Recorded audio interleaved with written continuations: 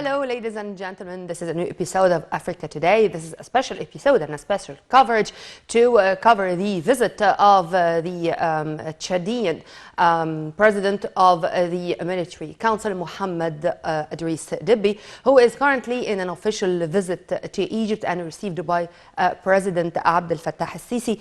And to shed more light on the important visit, we are very much delighted to have with us via phone Dr. Sharif Amir, Professor of Political Science. Very good afternoon to you, sir. Good afternoon. Sir, the head of Chad's Transitional Military Council, Mohammed Idriss Déby, is in a very important and crucial visit to Cairo, and he was received by President Abdel Fattah el-Sisi. I think this is one of the first, if not the first, visit or foreign trip by Mohammed Idriss Déby after assuming power. How do you see the importance of this visit and, of course, the talks which are going to take place or are taking place already as we speak right now between President el-Sisi and his Chadian guest?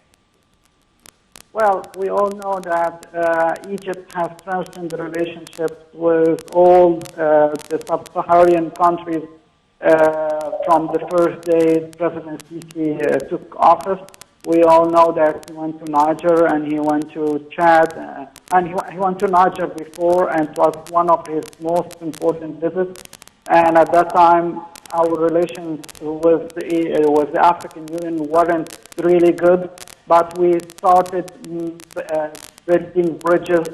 And I think that our African brothers and partners appreciate Egypt's role now. They understood that the fact that Egypt is contributing in the building of Africa's economy and Africa's prosperity is something very important and crucial. Egypt regained again its role. It regained again its position in Africa, and we are well aware that Egypt is now offering all these countries the economic help.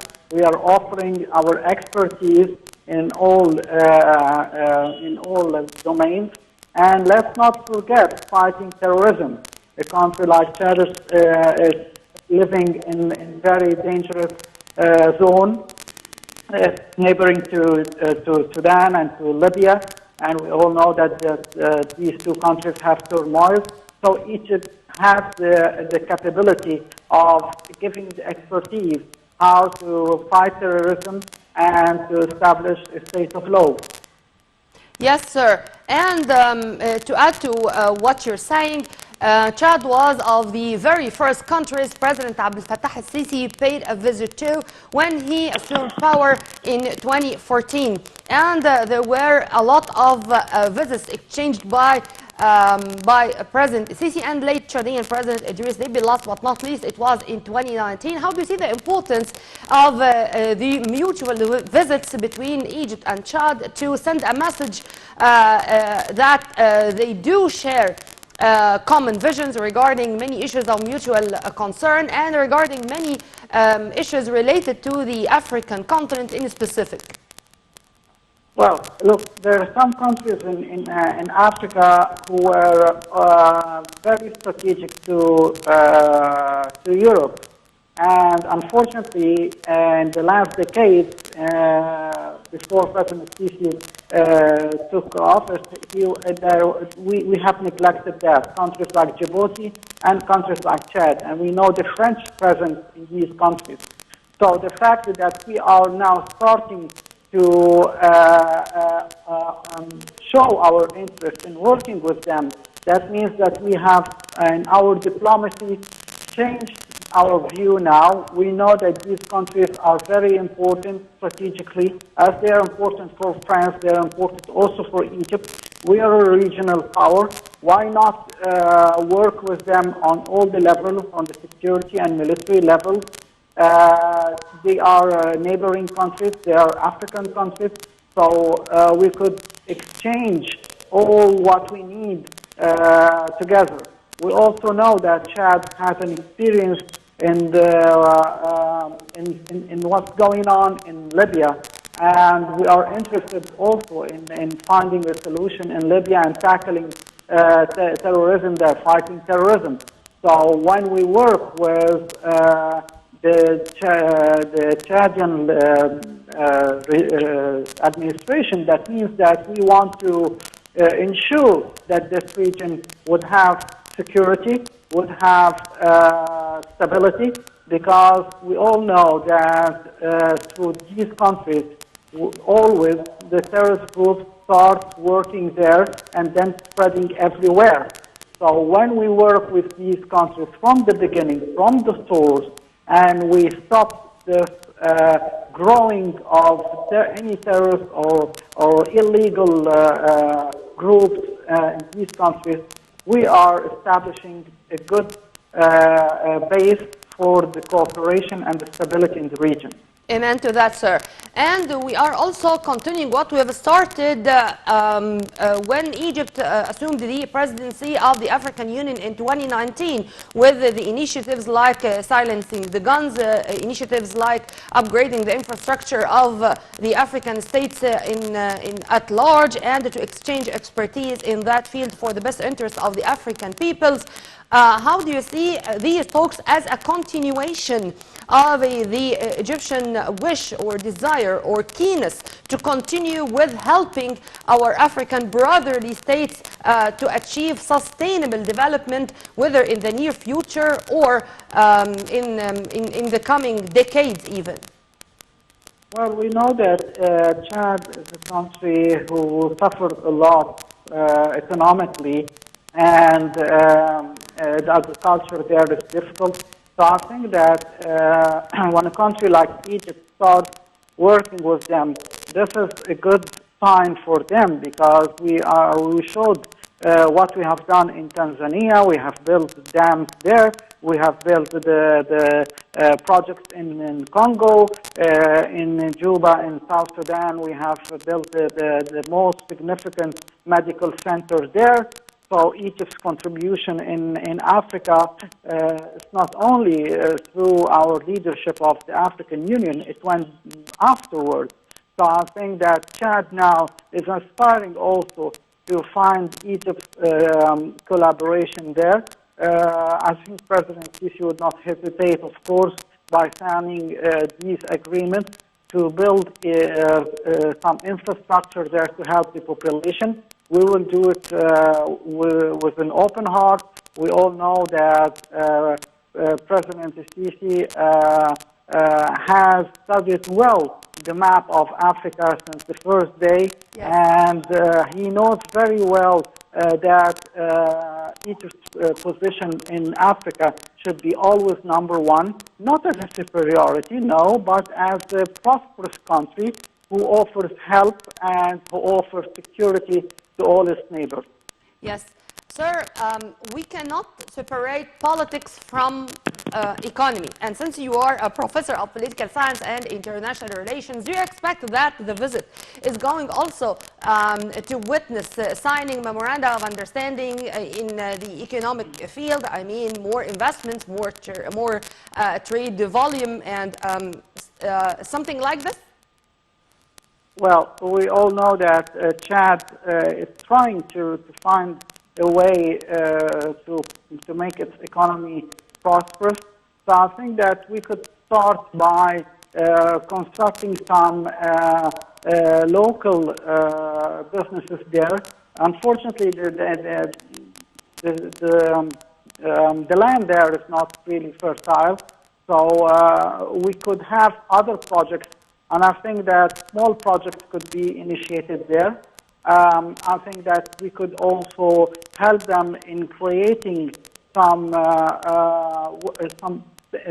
agriculture projects that could go on in this climate there. So this is the amazing fact that whenever there is obstacles, that does not mean there will be no economic cooperation. On the contrary, we think how to find a solution, how to make this country prosperous. We could help in many ways. We have the expertise, and we could help by sending our experts there and find. We have all the terrain in Egypt, so even the terrain which is a desert, we could have a solution for it also. Sir, we do have deeply rooted ties and historical relations with our African brotherly countries or states, and today we cannot also ignore speaking about the cultural ties. How do you see, sir, the importance of boosting boosting cultural ties with our African countries or African states, and particularly with Chad, as we are speaking about this important visit by Mohammed Idriss Déby to the country? Look, I think that the president made a visit a few days ago for a region where in Egypt is the Nubian part, and I think that this is the African history in Egypt, and we have not neglected this history. We have a history with all our African neighbors going deep to the thousands of years before, and I think that all the African countries understand that they could find and seek help in Egypt, which is the most fertile land on the Nile River.